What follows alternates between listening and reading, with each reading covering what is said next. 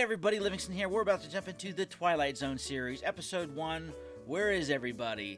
1959 series with 156 episodes, and we're going to be watching every single episode. It's going to take a while, so don't forget to like, subscribe, and share to join us on the journey of the Twilight Zone. A lot of the episodes I have seen are quintessential ones that are a part of pop culture. For example, the Captain Kirk episode. There's a man out there. What? Along with the many references. Come, wake up. There's a clown on the wing. There's something on the wing. Some other thing. There's someone on the wing. Some thing. And of course, the remake of the episode itself. Which is part of an 80s movie, Twilight Zone, the movie. Looking forward to jumping into that movie as well at some point in the future, so look out for that. But let's just jump into this episode and see what we're getting into. There is a fifth dimension, beyond that which is known to man. It is the middle ground between light and shadow. This is the dimension of imagination. It is an area which we call the Twilight Zone. Very simple start to the show. The place is here. The time is now. Every time I think of Rod Sterling, I think of the Twilight Zone ride, Tower of Terror. I do like when Twilight Zone episodes open. They're very mysterious. You don't know what's going on. It's almost like a mystery every time the show starts.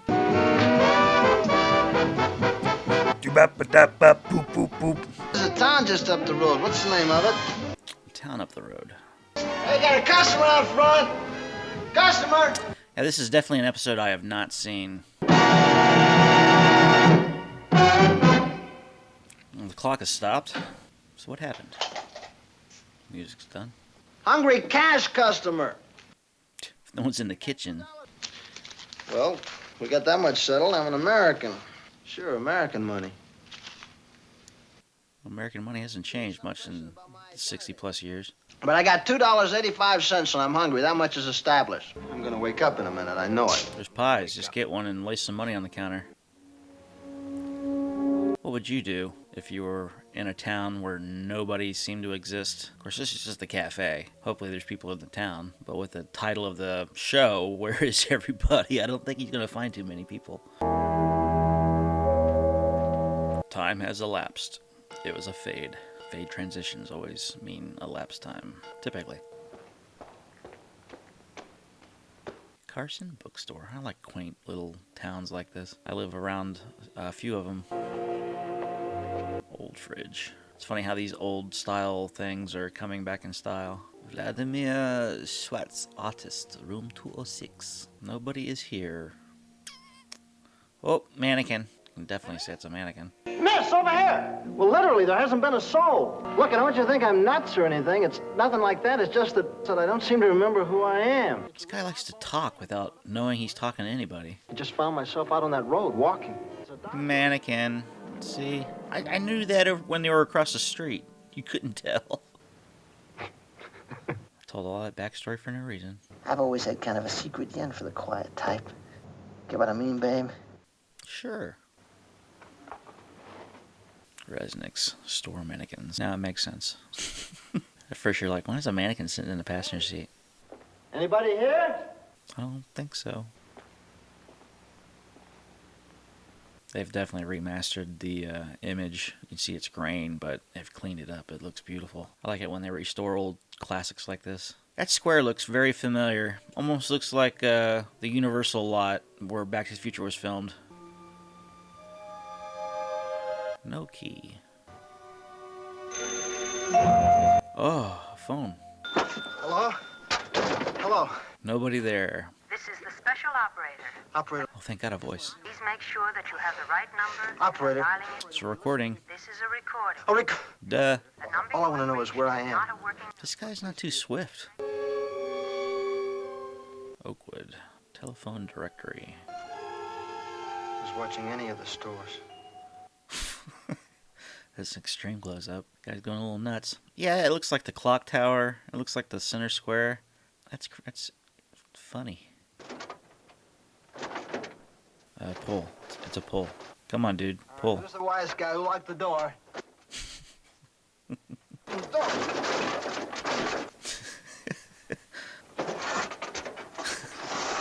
Definitely not the swiftest guy, that's for sure. I don't think no police either. I used to have an old fire hydrant like that. It was on the wall. Suspicious looking character. Probably wanted with the F. Fire? Cigarette. Or a cigar. A cigar. I have a feeling. Who's here? Water running? Did people just like poof vanish? Somebody was shaving. Yeah, made me think for a minute. Hey! Where is everybody? Good question. And also the title of the episode. Must be an intermission. Use the restrooms. Who rung the bell? Or is it automated? It's probably automated. Anybody want a Sunday? At least you get to make what you want to make. Don't have to pay for it. It's a bonus. But now I've had it. I'd like to wake up. I'd like to wake up now. Yeah, it would be nice. At least I'd like to find somebody to talk to. It's a good wish. Got a lot to read. What's a popular book? The Last Man on Earth. Huh. I like how they use the camera in this, just telling the story. It's almost like the camera is a character in its own, like we're watching. Go find a bed. Oh, the lights have come on.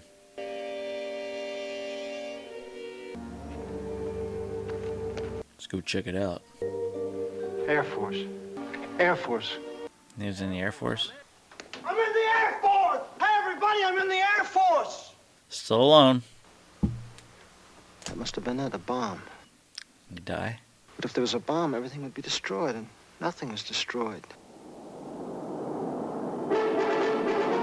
What's this all about?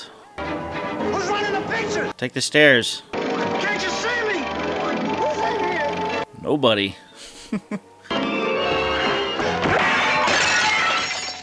That was pretty good. But how did he not see himself running towards him? What to do? Dutch angle. Could have stayed and watched the movie. God.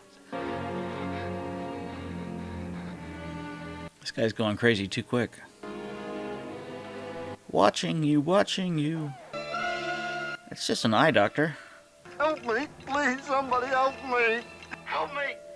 Please, somebody help me. Somebody's looking at me. Yep. Somebody's looking at me. Please help me. What the hell's happening? Get him out of there. Help me. Quick. Help me. Help me. Release the subject. I'm the double. Huh. He's in a box. What's this mean? Lock is broken. I can see that, Sergeant. Well, this is baffling. You get a timing on him. 484 hours, 36 minutes. Good. 484 hours. He was in there for that long? Roughly equivalent to a trip to the moon, several orbits, and return. And this was a simulated trip to the moon, is that right, General? For all intent and purpose, yes. I'm glad the astronauts didn't go crazy on their way to the moon like that.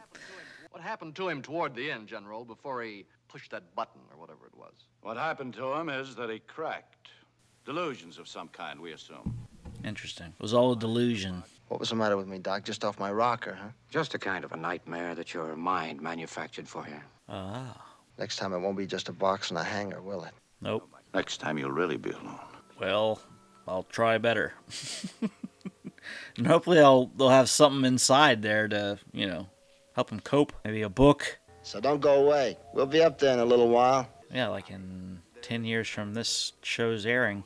Waiting with the patience of eons. In the Twilight Zone. Good episode.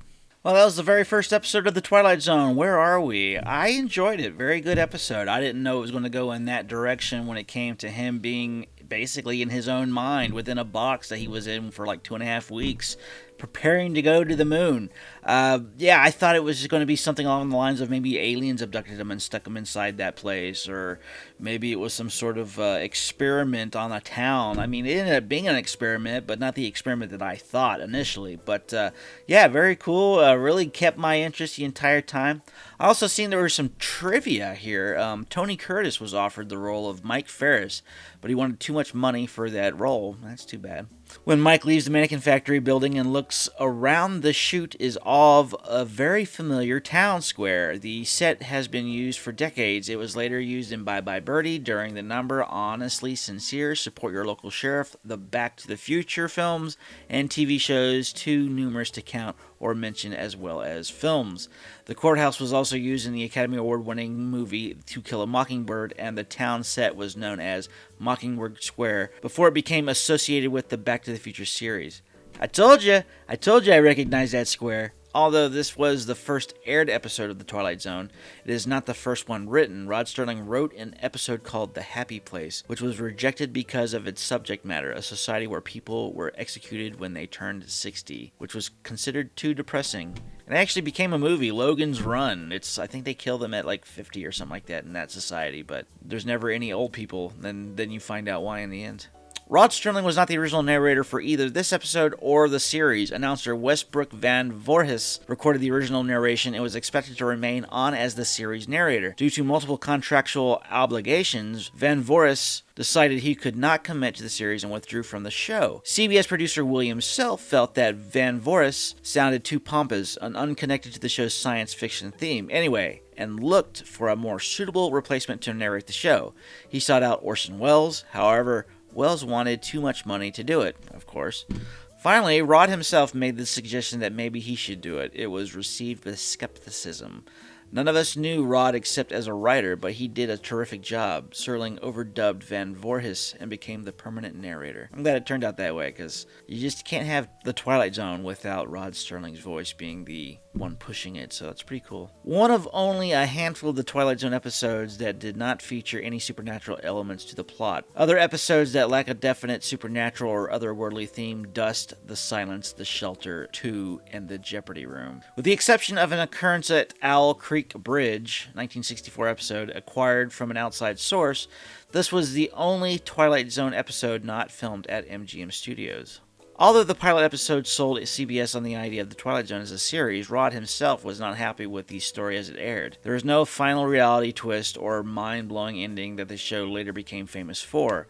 To satisfy his original vision, when Serling put together his collection of stories for the book, Stories from the Twilight Zone, he added the twist of having Ferris remove the theater ticket from his pocket after he leaves the isolation room, suggesting that it wasn't just a hallucination after all. Ultimately, this omission from the filming script might have been best for the future of the series, considering how conservative the forces were against buying the show. Adding one more dimension of weirdness might have torpedoed its sale to the network right there. That's too bad, though. I think that would have made the episode a little more interesting and even better with the ticket idea being put in his breast pocket. It's too bad he didn't go that route. According to Rod Serling, while discussing this episode during a 1975 lecture at Sherwood Oak College, Earl Holliman was running a fever of 100 degrees during the filming of this episode. Wow, well, he was sweating a lot. The scene where Mike Ferris becomes trapped in the telephone booth was based on an incident which happened to Rod Serling. Serling was at an airport making a call when he heard the boarding announcement for his flight over the intercom. Trying to get out of the booth, he started pushing on the door, forgetting in his panic that phone booth doors open by pulling the door handle inwards. Serling waved down a passerby for help, and the man kicked in the door. Though Serling found his mental lapse embarrassing, he incorporated it into the episode. Yeah, I do a lot of writing myself, and I incorporate a lot of situations into my writing too, so it's definitely not something that is out of the ordinary. In the drugstore scene, the one book on every rack of one spindle is The Last Man on Earth by Richard Matheson, also known as Logan Swanson, one of the Twilight Zone's main writers. This novel, more frequently published under the title I Am Legend, was the basis for the films The Last Man on Earth, 1964, The Omega Man, 1971, and I Am Legend, 2007. Well, I enjoyed watching this episode and learning some of the behind-the-scenes stuff when it came to making this episode a possibility, because it's what made the series, The Twilight Zone, a possibility, and I'm looking forward to diving into the rest of the 156 episodes that this show has to offer. So come join me, subscribe, don't forget to like and share while you're at it, and come back next week where we can jump into episode 2. Until then, see you later.